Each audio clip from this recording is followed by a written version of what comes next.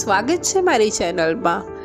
આજે આપણે ફક્ત 3 ઇન્ગ્રેડિયન્ટ્સથી એકદમ ઇઝી અને ટેસ્ટી સ્વીટ રેસીપી એટલે કે ઘઉંના લોટનો શીરો બનાવવાના છે।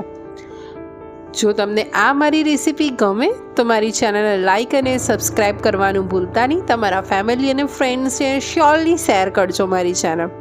તો રેસીપીની શરૂઆત કરીએ। એના માટે આપણે ઘી લીધેલું છે। ઘી સરસ ગરમ થઈ જાય એટલે ઘઉંનો ઝીણો લોટ લીધો છે। હવે લોટને સરસ શેકવાનો છે। આપણે એક બેચમાં ઘી એડ નથી કરવાનું, જેમ જેમ જરૂર જણાશે એમ ચમચી ઘી એડ કરશું। આમાં મેં મેલ્ટેડ ઘી નથી લીધેલું એટલે એ મેઝર નથી આપ્યું મેં। આમાં મેં ટોટલ 3 ચમચી ઘી એડ કરેલું છે।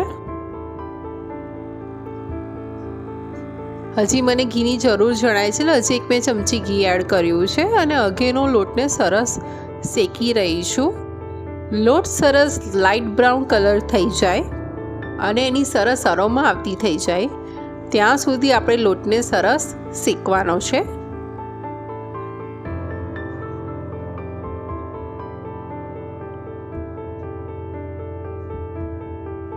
તમે જોઈ શકો છો કે આપણો લોટનો કલર ચેન્જ થઈ ગયો છે।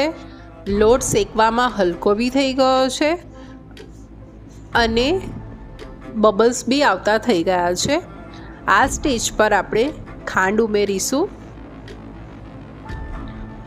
હવે ખાંડ સરસ મેલ્ટ થઈ જાય ત્યાં સુધી અગેન એને શેકી લઈશું।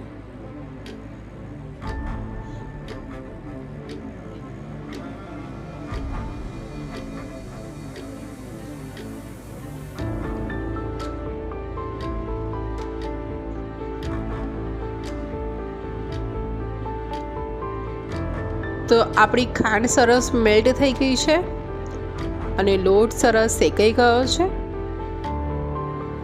આ સ્ટેજ પર આપણે ગરમ પાણી એડ કરીશું। મેં 1.5 બાઉલ ગરમ પાણી લીધેલું છે।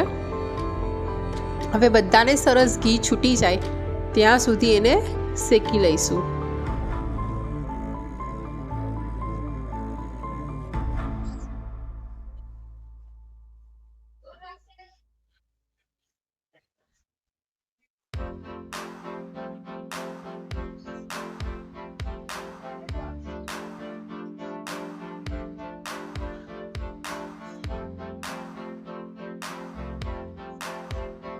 તમે જોઈ શકો છો કે ઘી સરસ રિલીઝ થઈ ગયું છે અને આપણો શીરો સરસ રેડી થઈ ગયો છે।